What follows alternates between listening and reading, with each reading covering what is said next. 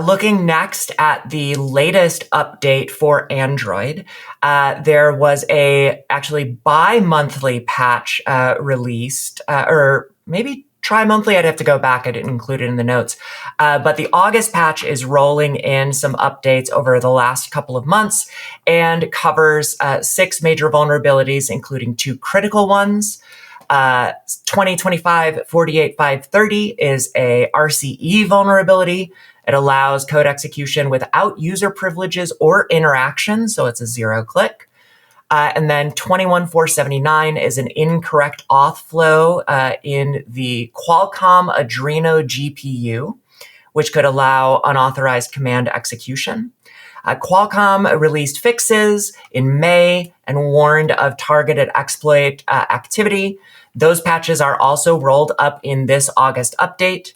Those critical vulnerabilities have also been added to KEV, the known exploited vulnerabilities catalog.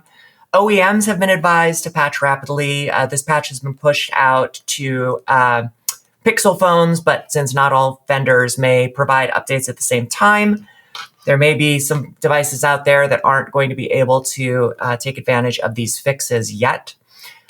Mitigations, as soon as it's available, make sure that you do that August 2025 patch update.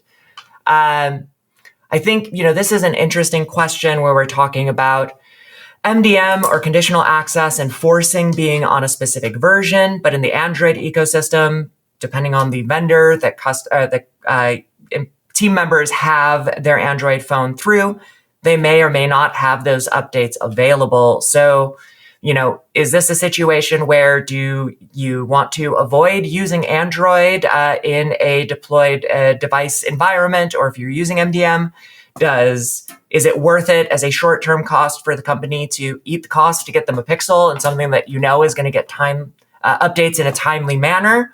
What are our thoughts there for folks that are trying to avoid just ending up by default in a BYOD situation, but managing an environment where users have a mixture of devices? I think in the past I've managed MDMs, and specifically it was like an Apple Apple devices managed by an MDM.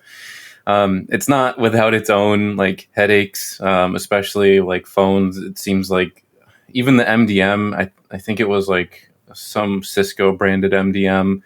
As big of a name as Cisco is, even that MDM was just unreliable in terms of resetting passcodes, or just overall management was really tough. I'm not sure how it is with other MDMs, but it's tough. It is something that you might want to consider though. And I'm not saying that it's there's plenty of people that use MDMs and it might be the right choice for their company, but that is just something that I would say, just test it out and see. Maybe there's a certain set of users that you want to just roll MDM on, and only they get access on those MDM phones, and everybody else gets denied access because they don't need access to work stuff outside of their computer access or something like that.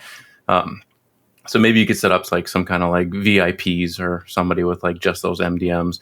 But I would say the biggest thing, and the conversation always goes from oh, well, this thing's compromised. Should we move to another device, another service? It was the same thing when Kaseya and Screen Connect and all of that got oh, well, we're gonna move to Ninja now, and it's they could have the same problems, and if anything, I would stick around to figure out how that company handles it, because now they're going to be under the spotlight. That's not really the case here, but at the same time, it's just kind of be wary of having one thing go wrong on one service and then immediately thinking about jumping ship to another. I think the biggest case that can be made here is just consider who needs access to what and where and on what devices. Conditional access policies are going to take you a long way in this kind of regard. And that's pretty much Microsoft 365. The biggest reason they implemented conditional access policies was to so you could put gates behind stuff like that. And so it'll allow people to use personal devices safely. And if you can't guarantee that they're not going to use it safely, then I would say just deny them access. And if there's any device or situation where I would say zero trust is warranted, I would say people's mobile devices is one of them, especially Android. I'm not like an Apple fanboy by any means, but like their app shop, the iOS store, is a little bit more of a walled garden as opposed to the like Android shop, which we get almost like daily reports of someone uploading malicious software, which has happened on iOS as well, but it's a little less frequent. So just something to keep in mind. I know I was for a long time a phone tinkerer. I would, whenever I got a new Android device, first thing that I would do is root it and install a community developed firmware that we'll call Schmyanogen Schmod. And, when I took a look at some of the, it was really looking at bug bounty rates for Android bugs versus iOS bugs. And I was like, I should probably get an iPhone. So now, basically at the point that I moved into security and started accessing important information through my phone, I was like, it's going to be simpler. And I agree with you. It isn't necessarily a measure of being a fan or stan of one or the other of those kind of major ecosystems. I use a mixture of Google and Microsoft and Apple services just by the nature of what we do. But on the phone front, I do think that the easiest to secure, while recognizing that no solution is perfect, is going to be those iPhones. Yeah, I think, the big thing that I took away from this was that, OEMs have to patch. And, yes. Right. Really, don't let them off the hook. And it's a problem because there's so many different, OEMs for Android devices now. And so, you have, as an enterprise, you've got to think about, phones that have a reliable OEM behind them. Like, Google's going to patch the Google Pixels right away, which is great because you're right there at the source, basically. But yeah, down the line, everybody's got to patch for their own CPUs and their own code base and their own release cycles and stuff. And so, yeah, I think going back to what Jake said, you got to rely a lot on, zero trust, MDM ways for you can know what your situation is, and likely be denying access to devices that are outside of your thresholds. And I will mention this because it's my soapbox anytime we start talking about something like zero trust that is very often invoked and oftentimes not really defined in practice and kind of like referred to as this broad idea or even kind of as a buzzword. It's not that we're talking about throwing out, all best practices that we've been following now for decades.